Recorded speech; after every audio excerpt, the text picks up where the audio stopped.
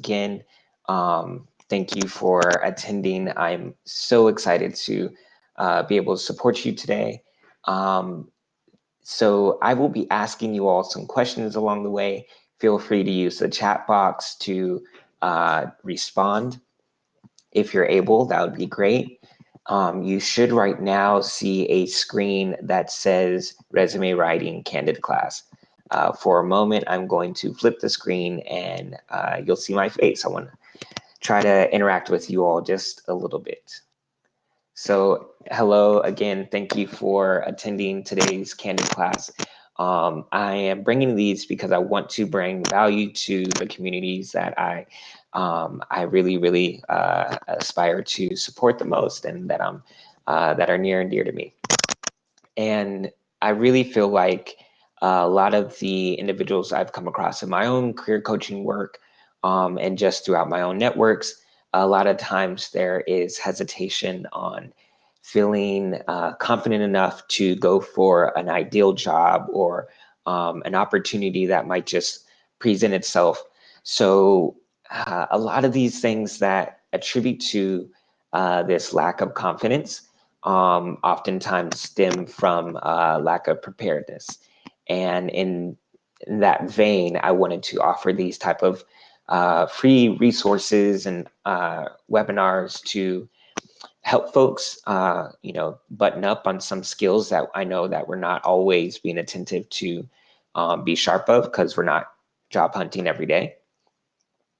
But at the same time, these are skills and activities that if we go about them in a very intentional mindset, it's beyond just developing a resume. It's a introspective, personal, professional development activity and process, and one that should be ongoing. So we'll talk about that and where that ongoing piece fits into all that. But again, thank you. Thank you for bringing you. And I want to really press that if you have questions along the way, feel free to use the chat box. And yeah, we want to make sure we get your money's worth, even though it's free. I want to make sure you get your time's worth, because time is way more valuable than money.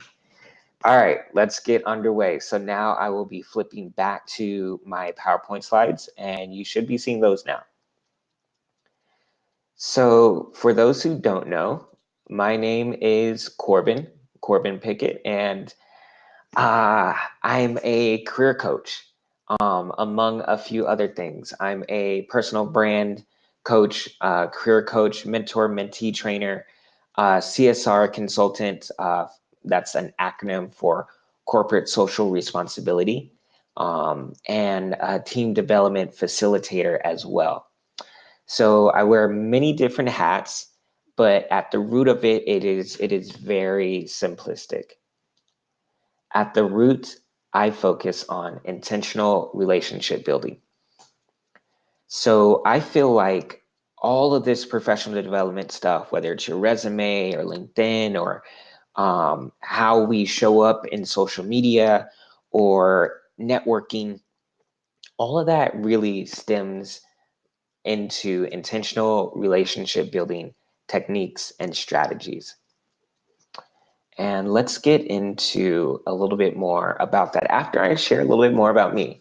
So, and why I feel I'm even credible to share with you all this information today. So taking it way back, starting even in high school, towards my latter years of high school, starting getting conscientious about life after college and developing a resume. My GPA never quite stood on its own. It was always good, but not good enough. So I had to become very critical about my resume. Amplifying my skills, really speaking to the impact that I could have in different spaces, even though I might not have performed or seen those spaces just yet. My roots stem in mentoring towards college access. And through that work, I've reviewed thousands of resumes and applications, and have really gotten comfortable with helping people articulate their career narrative, wrapped up in their life narrative, their why. And then I've been freelancing career coaching under my own brand and business for about 3 years now. I had a stint where I was coaching for the Flatiron School out of New York. That is a professional development, coding, web developer, enhancing platform school, continuing school that a lot of professionals take advantage of to transition into a new career industry of tech, or to enhance their role or career that they're already in. And so that's a little bit about me. Now I want to flip the script and just ask a few things of you. There are 4 things I could really use from you all. I'd be very, very appreciative. The first and foremost, if you could take the time to complete the course feedback form once it arrives in your inbox, that would be so amazing. Please check those spam and junk folders. I've been told that some of the emails from this platform, that the automated emails to let you all know, the pre and post. So check those spam folders, and that would be so great. I really value that feedback so I can enhance the value that I'm trying to bring to you all. And then consider signing up for my Monday pour over newsletter. So this is a newsletter I shoot out weekly to support with professional development, supporting you all with resources and podcasts and YouTube videos, etc. Next, please keep me in mind for your own professional development needs or your office team needs. That would be awesome as well. And then lastly, but not least, reiterating, consider what questions you have. We want to get all your questions answered. Please post them in the chat box along the way. Do not hesitate. And also just to reiterate, right now you should be seeing my PowerPoint. If you're not seeing my PowerPoint, if you're seeing me, even though I do think I'm not the worst thing to look at, so it wouldn't be too bad, right? I want to make sure that you're getting these PowerPoint slides. All right, let's move on. So the core reason why we're here today. We already got a question coming in. That is awesome. And so I'm gonna announce these next couple of pages, and that's something that is right in the front of our scope to address. So I'm going to speak on the 5 most common things holding professionals back from dynamic resume writing, also known as career storytelling. All right, let's check that out. So today's 5 areas of focus, and these are things that I've gathered through working with a lot of different clients, working with a lot of different professionals, working with a bunch of mentees of mine. And these consistently come up. Number 1, and these are no order of priority, but just order of flow, I feel. Number 1, summary statement. Number 2, the magic use of numbers. Number 3, show them your skills. We got to talk about showing and amplifying our skills. Number 4, describing you within your role. Number 5, job getting resume writing, or as I like to call, JGR dubs. All right, so let's break down the first bullet point. Summary statement. Let's get into it. So I often hear folks not having a summary statement. And for that reason, I'm like, oh, you don't have a summary statement. Oh, really? Then tell me how you really feel. And although I say that a bit sarcastically, I also say that very literally, because where else on your resume are you able to express what you really want? And this kind of feeds into your question, Gabby. Resumes are such precious, they offer such precious and limited space. So we want to be very conscious about how we're using that space. And there's this myth that goes around that we can only use 1 page. And so I see a lot of professionals stressing out over trying to use as many bullet points within that page as possible. but we need to take a deep breath.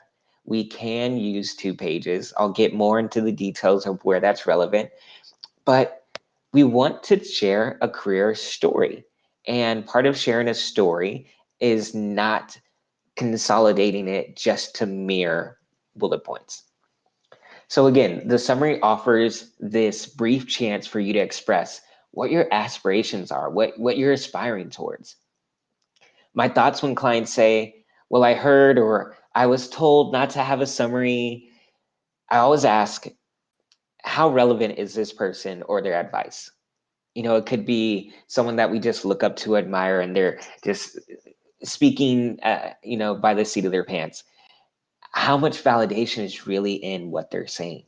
How much experience or credibility do they have around resume development, hiring, etc.?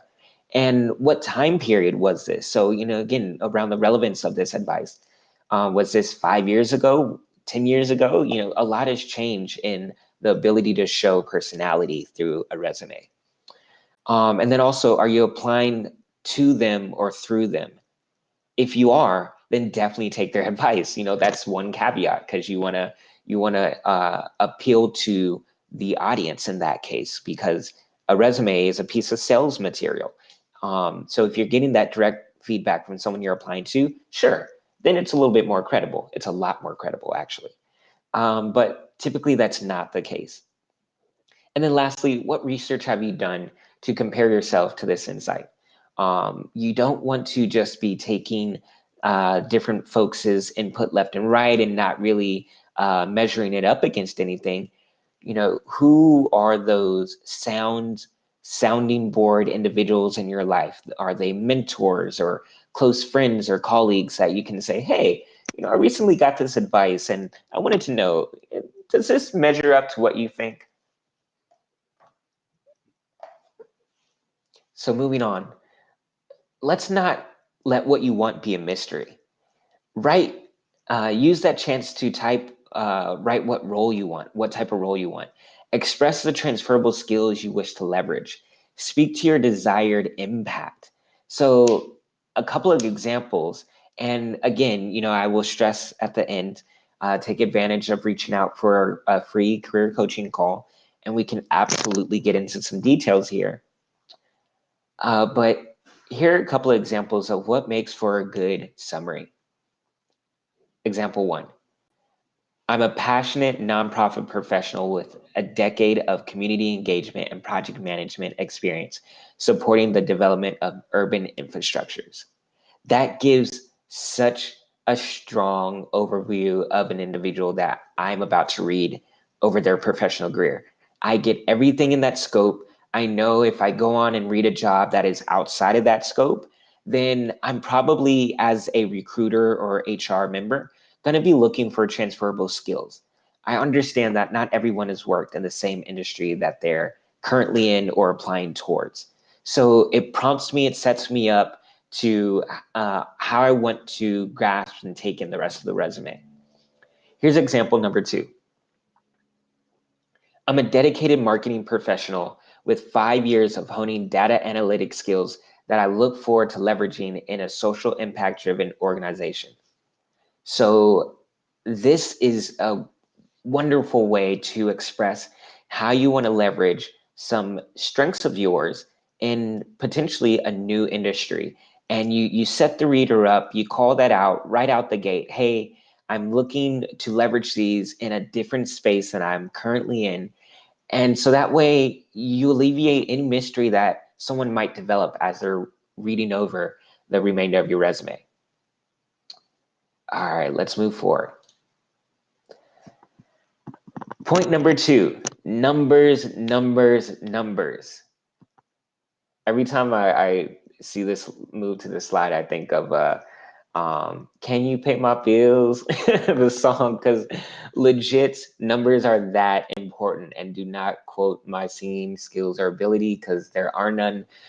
But taking a really good quote from none other than the oh so powerful Dr. Brene Brown, stories are just data with a soul. You are the soul. Now bring some data to your story and help it be realistic, help it be tangible. A soul can't always be tangible. A soul can't be seen. Unfortunately, it can be felt. It can be definitely, measured when you're experiencing it. But it's not transferable through paper, unfortunately, but data really helps with that. So numbers express impact quite like nothing else. My general rule of thumb is at least 1/3 of all of your bullet points should include a number. A really great activity that I got put onto by a coach that I want to put onto you all is take out your resume, print it out, or for those of us who are eco-friendly, no judgment, you know, get it on your tablet or your laptop and mark over each and every bullet point where you, and add a number. So you're gonna go over each bullet and seek to add a number in each and every one. Now that's just for practice. Your goal is to then see which numbers are the most dynamic, which ones pop the most, which ones really speak to the impact you had, and select about 1/3, or even if you're up there, 1/2 is great. Nothing quite shows impact like numbers. Not all numbers are numerical. So we have weekly, monthly, quarterly, biannually. These are frequency showcasing numbers that absolutely show power. Data just, excuse me, don't just say what you did, but express how many times you did it or the frequency at which it occurred. So that really gives some oomph to a task or a role that you played out. And just my little regular PSA, if you all are not seeing the PowerPoint, go ahead and let me know in the chat box. And for those who are joining us along the way, if you have questions, if you have anything that you really, really want to make sure that is answered throughout our time here together, please feel free to enter that into the chat box and we will make sure that we get your questions answered and everything addressed. All right, so moving on. Describing the what versus the how. And this is a bit, alluding to the numbers aspect. So it's not just what you did, it's how many times you've done it. So here's an example of my resume and it without numbers. And then let's go ahead and take a glance at how it can be enhanced just a little bit. And boom, there we go. My resume with numbers now. So the same articulation of tasks, but a little bit different of an impact. We have on one stance, work alongside professionals to build professional brands, career narratives, define networking strategies that yield transformative results. Okay, I love it. I'm liking the sound of it. Now, there's a difference between sharing information and building trust with someone. When you're writing your resume, you're sharing information. When you're giving your resume to a recruiter or to a job opportunity, you're trying to hook that opportunity. You're trying to sell. So you want to implement those numbers. You want to just go beyond the story, beyond the soul, and you want to really implement those numbers in there to give it that oomph, that impact, that story of transferable impact. So here's that same scope with numbers now. Worked alongside hundreds of professionals to build personal brands, career narratives, and define networking strategies that yield transformative results. So just in reading that, I instantly and potentially even subconsciously have a built-in trust that is growing with this person I'm reading about. Let's go on to example number 2 now. Host interactive keynotes and professional development workshops facilitated to inform and inspire professionals, interns, and students. All right, how can that be enhanced a bit? Let's see. Hosted monthly interactive keynotes and professional development workshops facilitated to inform, supporting 60 professionals, interns, and students, and counting. So there's even a way to dress it up to where you show your growing work, your continuous work, that this is something that's ongoing and counting. So there's a way to play with numbers to show that your work is not stagnant, that you do this on an ongoing basis. You're trusted to do this monthly. You've been trusted to work with hundreds of professionals. And even if your numbers aren't in the hundreds, or you're, doing a scope that's more biannually, or it's sharing reports with senior leadership weekly, these things still build credibility. It shows that you're trusted to do it and do it again. That's what we want to really inspire here. We have another question come in. Let's take a moment. Are there any special rules in terms of writing numbers out? In terms of writing the word 10, T-E-N, or writing the number 10, 1-0? Good question, Kevin. So, and this is something that is super subjective. You will have recruiters and industry professionals give their different 2 cents. At the end of the day, I really don't think it makes a big difference at all. I would stick with typical English grammar rules. So that is 1 through 10, 0 through 10, you are spelling the word out. And then 11 and beyond, you're allowed to write the numerical number. So that's English grammar rules. I'm not a stickler. I've never seen someone not get hired because of that, unless they're applying for English grammatical focus position. So I would say more so focus on the flow. If you want to call out a number of having worked with so many people or making such an impact, usually a numerical digit will do that to the eye. It will help call attention to the eye. In the slew of letter words, a numerical digit can pop out. So that's where the advertiser in me comes through with some more of the human psyche and how we actually read and take in information. So I hope that helps. And if not, post another question, or by all means, make sure you circle back and take advantage for that free career coaching call. All right, point number 3, skills pay the bills, y'all. Share your skills like you mean it.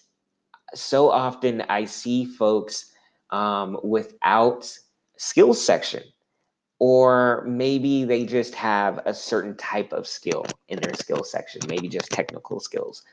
And again, we really want to do our best to utilize all of the resume paper that we have to work with and tell a holistic story of us. We need to get out of the rut of thinking about this whole myth of how to be so robotic in how we dress up a resume and how we format a resume, because at the end, that's not sharing your story. That's subtracting from your storytelling. Now, don't get me wrong. You absolutely still need to have bullet point fashion within your resume.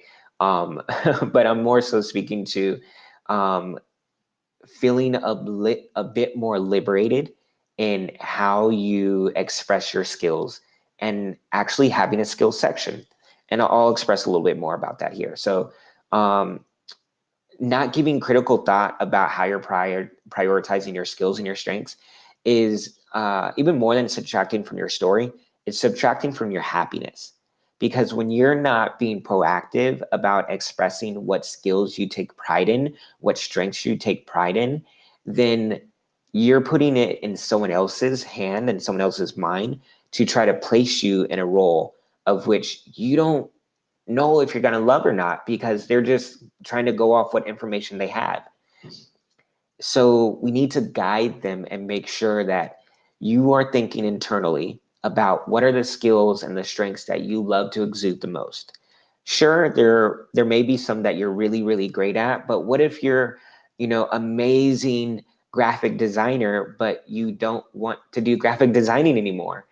Sure, it's great to have Photoshop as a listed skill, but maybe you deprioritize it and you hypen up like project management or product management or different aspects that you're really looking to get into and focus on as you move forward in your career. And again, so that'll add to your happiness as you're expressing more of what you want, what fits you. It's kind of like, I always use this analogy. If you've connected with me before in a workshop or through a call, I always resort to this stuff is just like dating. And imagine yourself on a dating app or on a first date. If you're not expressing what you want, then you could likely be setting yourself up for a failure. We don't want that to happen.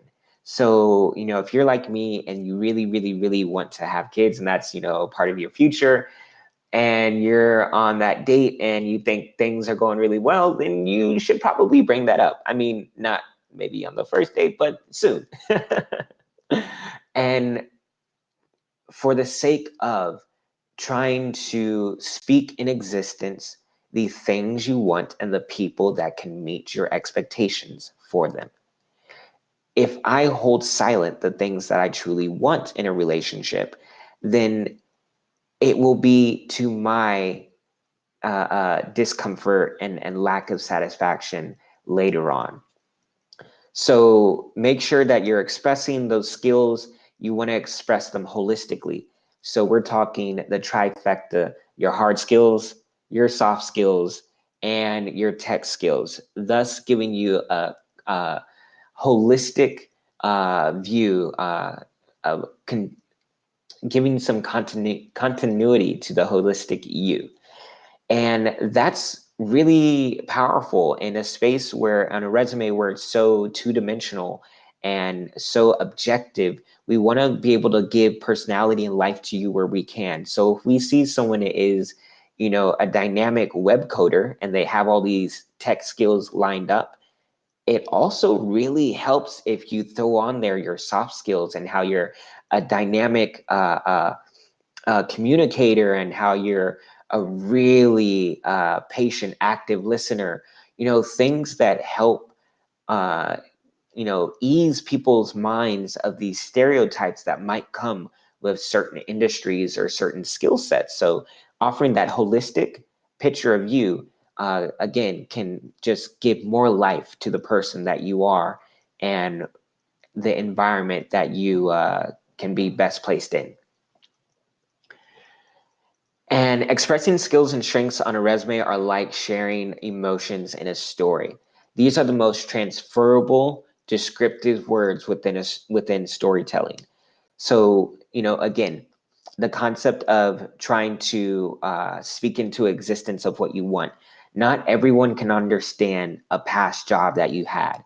Maybe it was a different industry, or the role was, the department was really niche, or the department used all these acronyms that no one outside the industry knows. And so in which case, expressing those transferable skills and strengths are really dynamic to help people understand. And also, let's be real, a lot of these recruiters or HR managers might not be in tune with your role. They might just be trying to filter and see, is this person good enough for me to pass on? So in essence, we're kind of speaking to two audiences here. So even if you feel you're applying to a role within your industry, you still want to make sure that it's readable for that recruiter or HR staff member who's not so savvy about all of your industry analogies and lingo. And in relationship to thinking about skills, because I totally get, some of us are just, it's tough to think about what skills may apply to us. So to that, I say, jump onto Google and type in whatever industry you're in and skills. I promise you'll get a plethora of lists that you can compare, contrast your own skills to. think about which ones sit well with you. And even take this back to your LinkedIn. Use LinkedIn, do the same, go onto profiles of individuals that you admire, whether it's folks that are from big corporations, like Facebook execs, or if it's folks that are your colleagues within your more immediate network. All of these are great resources to jive our creative flow and what skills, what words might be applicable to us as we build our vocabulary of how we want to define us. And it's really flows into how we speak to us as well. So the vocabulary that we're researching and writing down, that will inevitably become the vocabulary that we're speaking to and that we're using at the networking event, or that we're using at that one-on-one coffee chat, and as well as we're using in interviews. So think critically about how you wish to brand yourself. So beyond just, how you speak to yourself and of your skills that you have right now, also think about the skills that you want to grow and that you want to really center yourself around. Maybe some of you out there have aspirations of becoming a thought leader, or you're already a thought leader. So how are you speaking to those skills, and how are you emphasizing yourself?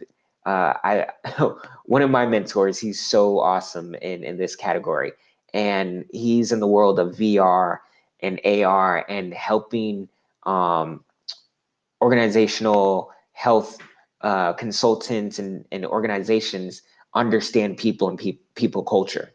And he's like, no, I'm not a tech dude. I'm not in that bracket. I'm a scientist. I'm a neuroscientist. And it spoke so much power to the work that he puts in and day out at really understanding the mind. And so I want you all to really think about, what are you becoming a specialist at? What are you becoming a guru at? And really think of how you want to speak to your skills in that way. Become your own Flavor Flav. All right, moving on to bullet point number 4. And again, taking another pause. Don't hesitate, you all. If you have questions, drop them in the chat box. Let's make sure we get those questions answered for you all. All right. Point number 4. Describing the what versus the how. Oftentimes, I ask my clients, what have you written? And, this will be over a conversation, or we're sitting down over coffee or tea, and we're looking at their resume, and I'm asking them, seriously, let's look at what you've written. And then let's take a step back and let me ask you very seriously, what are you expecting? What job are you desiring or wanting? Whose attention are you hoping to attract? And what is the experience you want someone to get as they read your resume, as they interact with your resume? So again, I ask, what have you written? And what are you expecting? Does it warrant what you're expecting with what you've written? And I ask that because a lot of times I'm witnessing individuals share what they've done and not really much about how they've gone about doing it.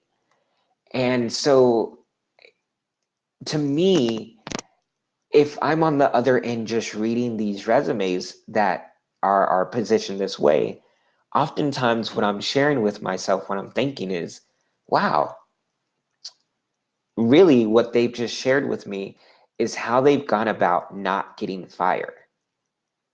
They haven't told me anything about how they've excelled in the role, or how they've made a grand impact, or how they've made a change, or just if they took pride in their role, or what skills did they learn within their role, or anything. So we have to be mindful that we're not just describing what we've done, but we're also shedding light on how we've done it in a colorful and impactful manner. So here's an example for those of us who live in the great state of California or who have cheated and visited an In-N-Out in Nevada, Las Vegas. I'm using this example because it's a basic one we can all vibe with. We can all understand what it might be like or what it actually is like to work as a fast food employee. In-N-Out is the most popular burger spot in California. And so here's an example of an In-N-Out employee who oversees cashier duties, cuts and salts fries, clean the tables and floors. So I understand what they did within their role, and that, yeah, I got that. I got what they did. Now, how could that be enhanced? How might they share how they've gone about doing those tasks, those duties? Let's see. Same role, much different energy. Let's check this out. Oversee cashier duties and ensured every customer left with a smile. Wow, huge difference. Cut and salted fries to perfection, averaging 6 compliments a day from customers. Woo, okay, I'm vibing with that. Took pride in keeping restaurants squeaky clean without intruding on customers' experience. So clearly, this is a night and day way of expressing how someone has gone about exuding these roles and these tasks as an In-N-Out employee. In one scope, they shared what they've done, and another scope, they've gone the extra mile of really expressing in a colorful way how they've done it, how they've achieved each of these steps. Overseeing cashier duties and ensured every customer left with a smile. That lets me know they took pride in their work and that they had a real impact and that they measured their impact. They sought to see if it was having a lasting result on the customers that they were supporting. Cut and salted the fries to perfection, averaging 6 compliments a day from customers. So again, the power of numbers, showcasing that their impact was measurable and that they took such a pride, showcasing the word to perfection, that it yielded these type of responses. So, that's an amazing way to connect someone taking pride in their work and it actually leading to an impact, a measurable impact. Took pride in keeping restaurant squeaky clean without intruding on customer experience. Now, this bullet point I particularly like because it uses language that could be very strategically placed if they're looking to transition into a new career field. Maybe this is a college student or someone working part-time, it's their side thing, whatever. They're using language that can be placed in so many different environments. So someone took pride in keeping an environment in such a way that wouldn't impact customer experience. To me, that tells me that they're savvy about just that, the term and the concept of customer experience.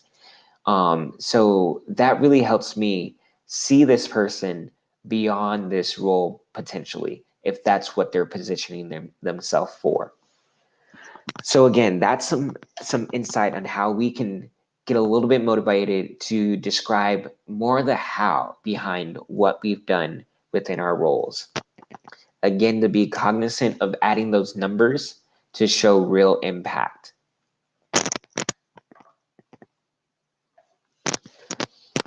Okay, so our last and final point, the candid approach to JGR dubs, job getting, resume writing.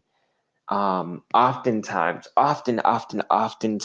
I am witnessing resumes that go down a list of bullet points that really don't share a succinct story. And I'm taking in these different points objectively, and I'm not able to really like tell if there's a real person behind it. And that's unfortunate. We want to add some color, and to the color, we want to give some purposeful flow to how we're describing the work that you're doing within these roles. So this is my approach. I created this. This is my approach. I need to go get it copyrighted. Don't quote me on that. Quote me on that. So this, I feel, will help you set up a very succinct way to share the role that you are in and how you've exuded all the tasks within that role in a way that really tells a succinct story, shares your strengths and skills, and shows your impact. Starting from the top and working our way down, we want to, naturally list our company, and across from that, making sure don't overlook having the month and year of the position, starting and ending. If it hasn't ended yet, then you simply put present, or current is also acceptable. And then listing city and state. I'm typically a fan of having that listed there. Some of us work for companies, and we may not always work at the headquarter company, or we just giving some sense of location to our resume can help the recruiter understand how mobile you are if you've worked in positions in several different cities. So, again, these are still key and important parts to the overall storytelling. And then as we move down to the next line, we want to, of course, include your role.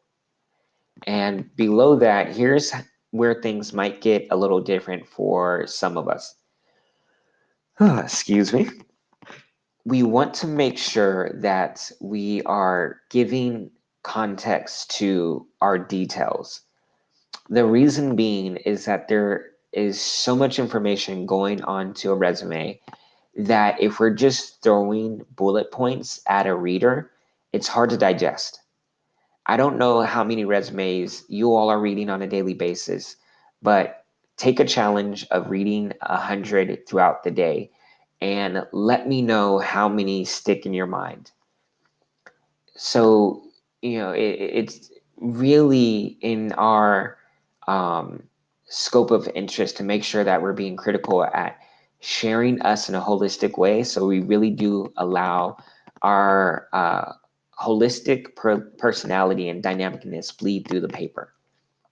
And that starts with briefly sharing a 1 or 2 sentence describing your company, or if you work at a really popular company, describing your specific department. So if you work at Let's All Hold Hands mentoring, that no one is very familiar with, then a brief 1 or 2 sentence describing the organization and the focus would be very helpful to kind of set the preference of your role, your task, and how you perform those tasks. The thoughts behind that, if you did accounting for a small nonprofit, it would be much different than if you did accounting for a large corporate accounting firm. So, giving that context of the organization or what they focus on can help get the reader of, oh, they did accounting in this type of scope, or, oh, they worked with these audiences within their scope of work.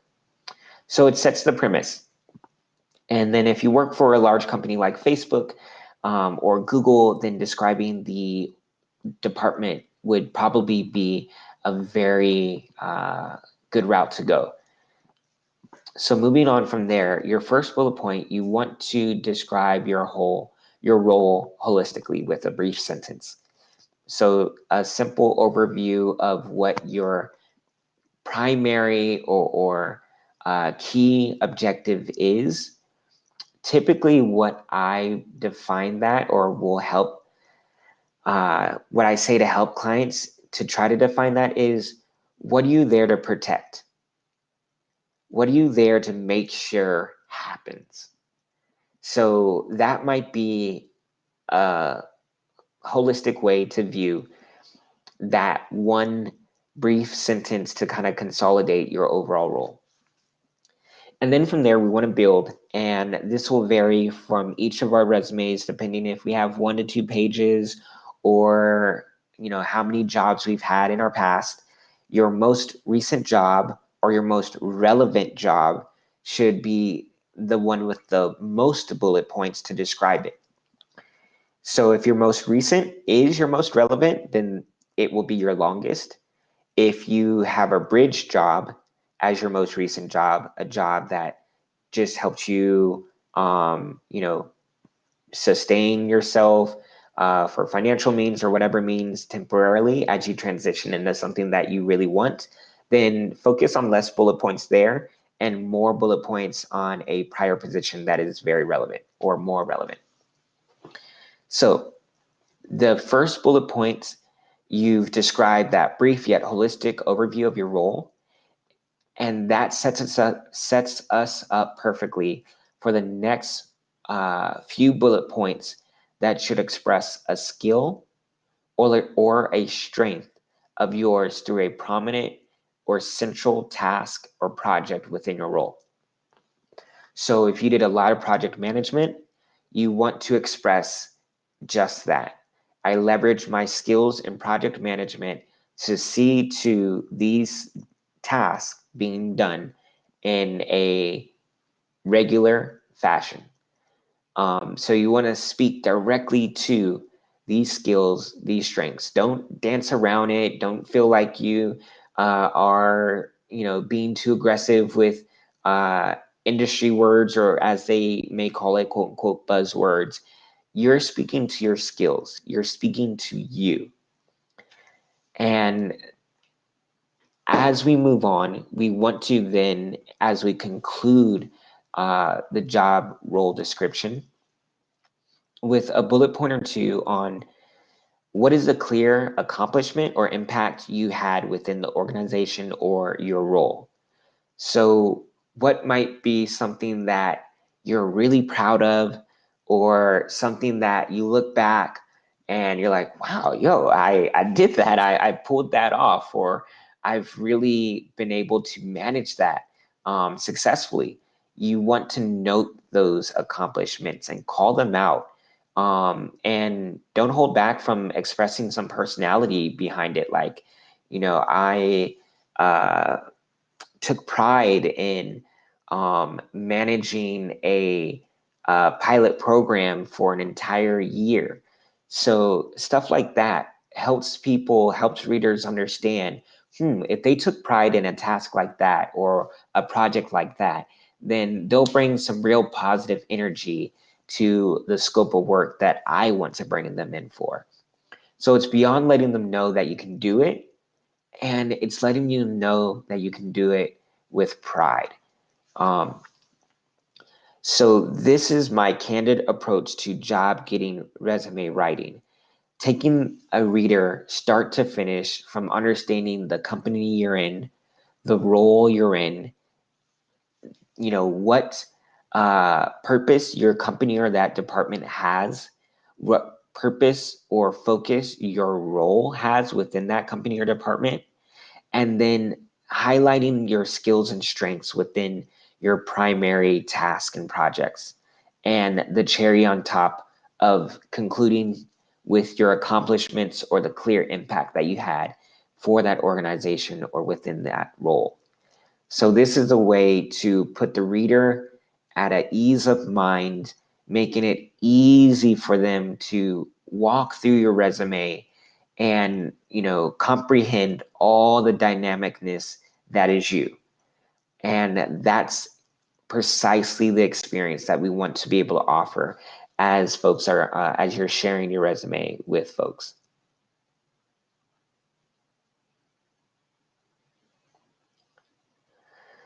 And I want to also take this time to call out that you will be receiving a recording of this webinar that will come via email.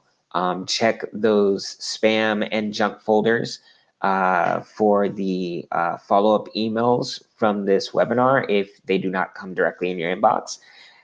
And you will have that access to you. So, some of you, I'm sure, might be taking screenshots or taking pics with your phones, more the merrier, but also know that you will be getting a recording as well.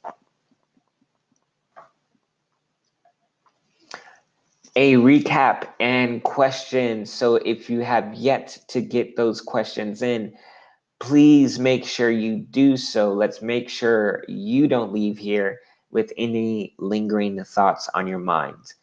And again, I also will be sharing with you all a link to schedule a free coaching call with me. I definitely want you to take advantage of that. And for us to make sure that we are doing all that we can to advance you forward and you achieving those career goals and dreams. So just a quick recap, y'all. We talked about that summary statement. I want you to go back to your resume. If you don't have a summary statement, consider one, draft one up, share it with your a colleague or a mentor, and go back and forth and see how you can fit a summary statement on your resume. If you already have one, I want you to think critically about what do you want next in your career? Does your summary speak to that? Are you forming yourself into a thought leader? How are you branding yourself? Does your summary speak critically to how you're developing your personal and professional brand? The magical use of numbers, making sure that you are getting those storytelling numbers throughout your resume. So I want to challenge you all, print out that resume or pull it up on your laptop and go through each and every bullet point and see if you can add a number to it. And then from there, see which are the most impactful and strive to have about 1/3 of your bullet points equipped with a storytelling number. Point number 3, show them skills. Have a skills section, show your skills holistically. Describing you within your role. Make sure that you're describing your how, not just what you did, but how you did it as well. And then lastly, job getting, resume writing, JGR dubs. Make sure you're sharing that story in a succinct manner so that we're putting the readers, the recruiters, the HR staff members, we're putting their minds at ease and we're allowing them to take in the greatness of you without trying to do too much mystery solving themselves. Let's definitely remember that they are human. And the whole concept of our minds leading us astray or us creating mysteries, why is this there, why is that not there, we want to alleviate that. So add context, add color to your story, bring you to life. And again, I want to encourage you all to take advantage. Reach out to me at thecandidprofessionals.com free coaching call. Schedule a call with me. Let's get those questions answered. And yeah, feel free to follow me on Instagram as well at The Candid Professional. If you have questions or thoughts on how this experience can be improved, how this can be more empowering for you all, or thoughts on other type of content for me to cover, please share that in the follow-up survey that I will be sharing with you. You should receive that survey within a couple of hours, actually, after this is concluded. So again, thank you so much. I really appreciate your time and you coming out and hanging. Again, make sure you get all the value you can out of this. Sign up for those free coaching calls. Let's advance your careers and then some. All right, you all, until next time, have an amazing evening. Good night, Ahmed. Good night, Gabby. Good night, Chanel. Good night, Yemi. Good night, all of you all. It was wonderful being able to serve you. I look forward to the next time after the new year. I will be bringing a LinkedIn Candid course to you all. Stay tuned for more. And until then, keep on developing yourselves, y'all. Peace out.